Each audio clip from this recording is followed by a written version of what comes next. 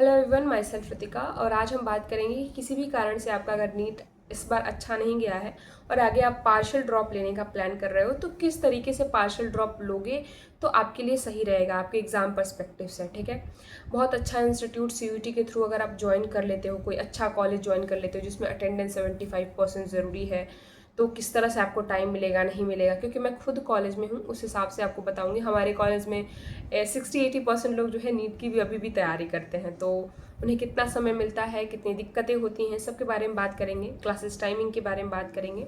तो देखो, मैं अभी करेंटली जो है BHU में हूँ और हमारी क्लासेस के टाइमिंग जो है वो 8 से 5 बजे तक रहती है। 8 बजे दिन से शुरू होता है और 5 बजे शाम को ख़त्म होती है।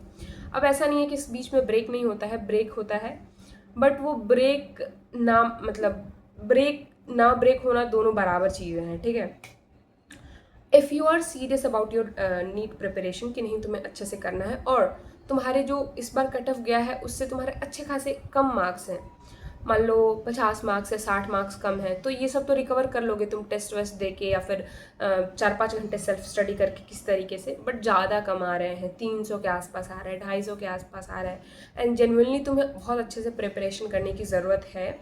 सो आई विल सजेस्ट कि तुम्हें इग्नू वगैरह से या फिर अपने जो स्टेट वाले जो कॉलेजेस होते हैं जहाँ पे अटेंडेंस की उतनी भाग दौड़ नहीं है। अब इस प्रोसेस में समहाउ तुम अपना कॉलेज लाइफ नहीं इंजॉय कर पाओगे, लेकिन अगर ईश्वर की कृपा रही तुम्हारा नीट निकल गया तो तुम सब कुछ इंजॉय कर लोगे। बट इसमें फ़ायदा ये होगा कि तुम अपनी नीट प्रिपरेशन पे ध्यान दे पाओगे। हमारे यहाँ बहुत सारे बच्चे हैं जो कि नीट की प्रिपरेशन करते हैं, BHU में आ चुके हैं और नीट की प्रिपरेशन करते हैं। उन्हें टाइम ही नहीं मिलता। अब तुम बताओ, 8 से 5 तक कोई पढ़ेगा, बीच में 1-1 2-2 घंटे के ब्रेक रहते हैं कभी कभी, ऐसा नहीं है, बट वो ना ब्रेक जैसा फील नहीं होता है। वो लगता है कि ठीक है अभी रेस्ट करते हैं, फिर नेक्स्ट क्लास आ जाती है। तो वो ओवरऑल जो होता है ना उनके लिए बहुत टायरिंग प्रोसेस है। और बहुत सारे बच्चे जो स्टार्ट में गए थे तब बहुत सारे बच्चे स्टार्ट किए थे, दिसंबर आते आते तो बहुत सारे बच्चों ने प्रिपरेशन ही छोड़ दी। इसलिए सब कुछ सोच समझ के शुरू करो अपना डिसीजन। मैं तुम्हें यही कहूँगा, अगर तुम BHU या DU के बहुत अच्छे कॉलेजेस लोगे तो वहाँ पे अटेंडेंस एकदम मैंडेटरी है, तुम क्लासेस नहीं छोड़ सकते। अगर तुम क्लासेस छोड़ोगे तो तुम्हारे जो मार्क्स हैं उस पर बहुत असर दिखेगा, तुमको एग्ज़ाम नहीं देने दिया जाता है, इस तरह की भी चीज़ें हो जाती हैं।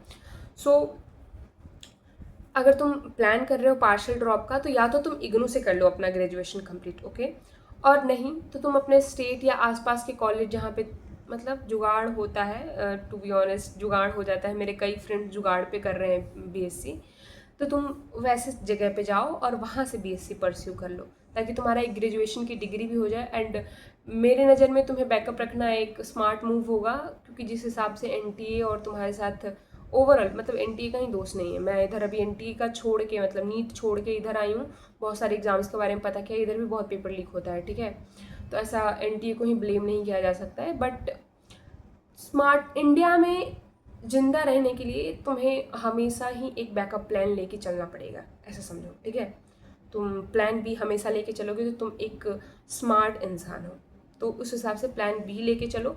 और इग्नू वगैरह से बहुत लोग परस्यू करते हो, डरना नहीं। बहुत लोग ऐसा बोलेंगे कि वो लोग डिग्री ही नहीं देते, एग्ज़ाम ही नहीं दिलाते, फेल कर देते हैं, ऐसा नहीं होता है।